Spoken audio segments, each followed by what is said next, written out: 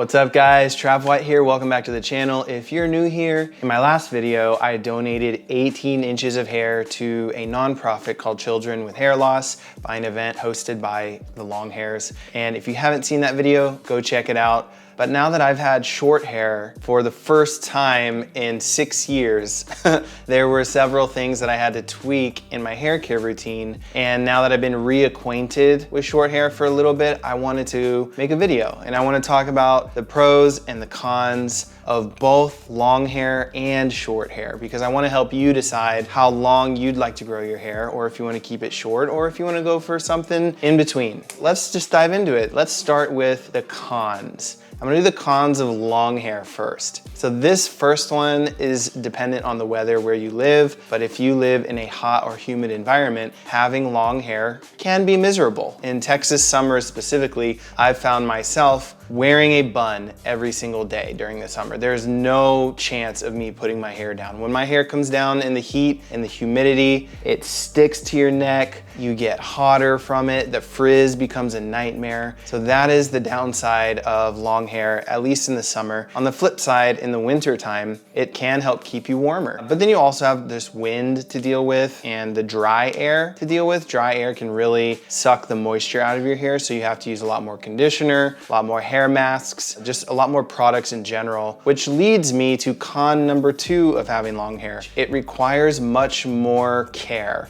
and that hair care regimen can also come with a learning curve to learn how to take care of it. So you have to be way more intentional about everything you do with your hair. With short hair, you know, I wash it daily. I can even like speed dry it with a towel. I can sleep on a cotton pillowcase. I'm not saying to do all that, but the truth is, even if you do all that, it's not gonna do much damage because you're gonna be trimming it again in a month or so. The damage doesn't have time to set in from prolonged usage of doing all of those bad habits. Short hair is always the newest and the healthiest hair on your head. And when you have long hair, that hair is much older. It's been exposed to the environment and pollution and the sun and how you handle it. So with long hair, you have to be way more intentional about how you're treating it. Keeping long hair consistently looking healthy and shiny takes a lot more work. But this con actually can become a pro once you get the hang of it, because long, healthy hair does look fantastic. And once you figure it out, it's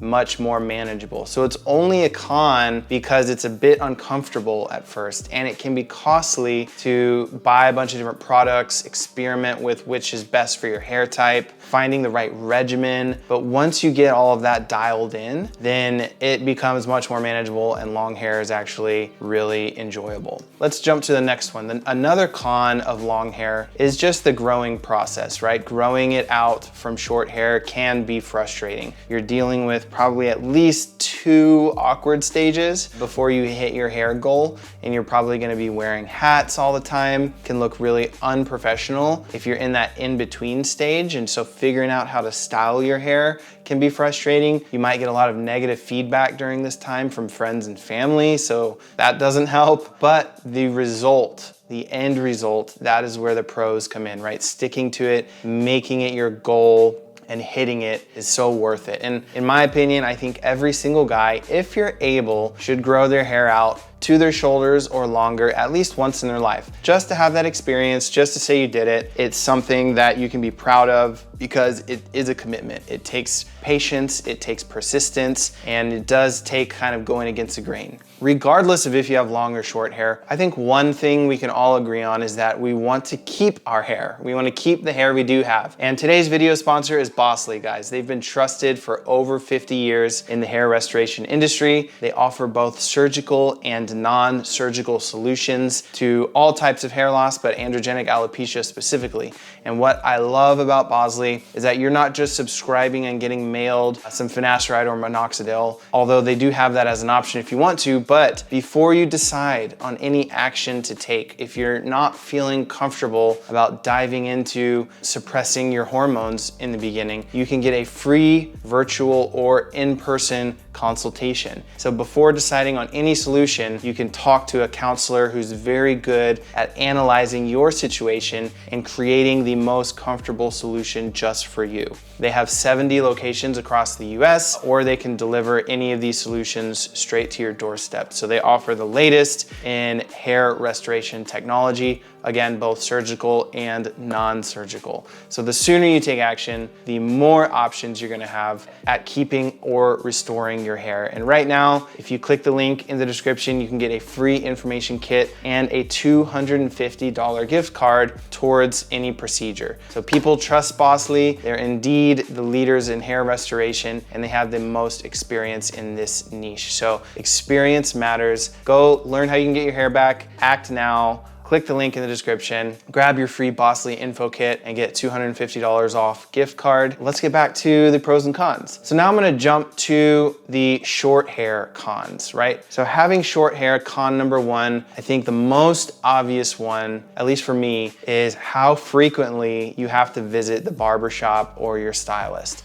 especially if you're trying to keep a fade looking fresh or having short sides and long on top. You're having to get a trim every 3 to 4 weeks to maintain that look. That can add up with money, with gas, depending on how far you have to drive, just the time it takes to constantly keep your hair looking a specific way. I actually think a good solution to this is to keep your hair that sort of medium length in length. When I say that, I'm thinking like Captain America Infinity War, right? Or a little bit longer. Because that way, you know, you have some cushion, right? You're not having to maintain a fade all the time, and you don't need to race to the barbershop every 3 weeks. You can probably make it 6 to 8 weeks before you need a trim. So I think that's way more manageable. Another con of short hair is you really only have like one look, unless you have some length to play with, that it's not full on long hair. Again, that medium hair look. But for example, when I had long hair, I had options. I could do a high ball, I could do a low ball, I could do a half bun, a half pony, a full pony, a braid. There were tons of styling options that required no product, right? And with short hair, I have to put some clay or paste in my hair and style it one way, and that's the look. That's the look I got all the time. There's not a lot of variation to it. Whereas with long hair, you just need 1 or 2 hair ties, and you can do 5 to 6 different looks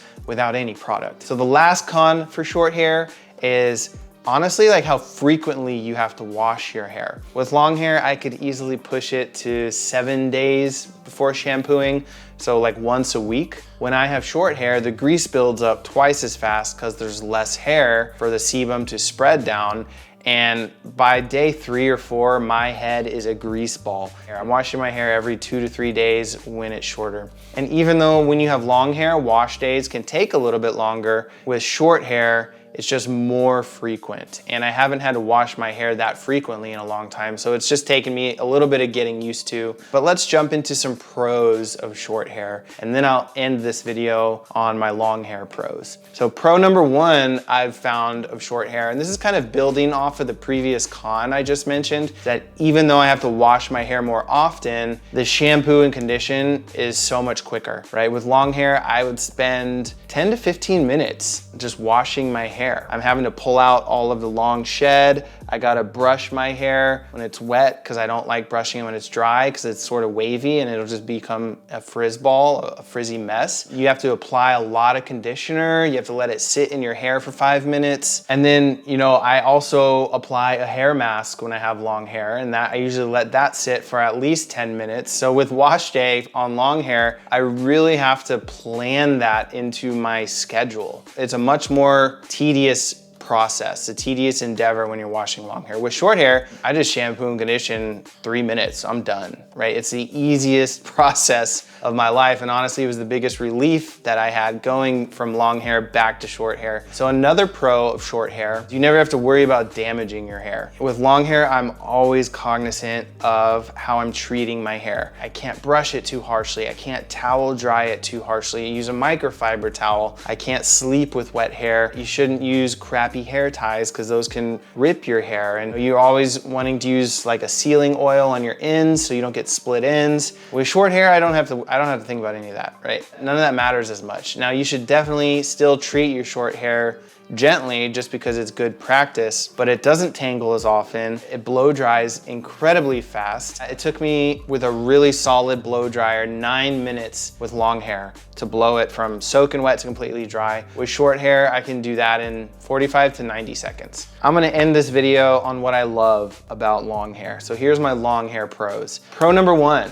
fewer visits to the barbershop. The only time you should be getting a trim when you're growing your hair or when you have long hair is if you're trying to shape it a certain way to grow it out and get a specific look, or you have damaged ends, right? That's it. Otherwise, you're letting it grow, you're taking care of your hair really well. You can go up to a year without having to visit a stylist one time. To me, that's a huge pro. Just not needing to go to the barbershop so often. You're spending less money on haircuts. You're spending less money commuting. It does add up. I think that's a really big pro. And some people might say, well, yeah, but you're spending more on hair products. I don't think so, because the products last much longer because you're not washing your hair as often. And also, I never had to spend money on like clays or pastes or even sea salt spray, and all of that I'm having to go buy now. So I think there's a trade-off, which leads me to pro number two, is you washing your hair way less often. My showers, except for one shower a week, are way quicker, right? When you have more surface area for sebum to spread, you don't get grease buildup as fast. I can go 5 to 7 days without shampooing or even wetting my hair. Whereas with short hair, I've reduced my wash frequency to every 3 to 4 days, right? It gets greasier much faster. Another pro for long hair, and this is probably my favorite one, is you just stand out. Everywhere you go, everywhere I went with long hair, just heads turned. And especially when you let your hair down, because it's becoming more common now, but the majority of guys have short hair. And when you have long hair, if you have a little bit of flow to it, it's long enough to where you're just like, you look like a rock star when you walk into a room. You're getting complimented all the time. People are saying you look like a superhero, or you look like Aquaman or whatever. And yeah, the compliments are cool. But honestly, I think the best part about having long hair is just, it was nice to be different, right? In a sea of fades and crew cuts, right? Something about going against the grain and having long hair, it felt really empowering. That's my list, guys. What did I miss? Did I miss anything? Do the pros outweigh the cons on either long or short hair? Let me know your opinion in the comments. If you agree, if you disagree with me, I wanna see it. Anyways, guys, I'll see you in the next one. Peace.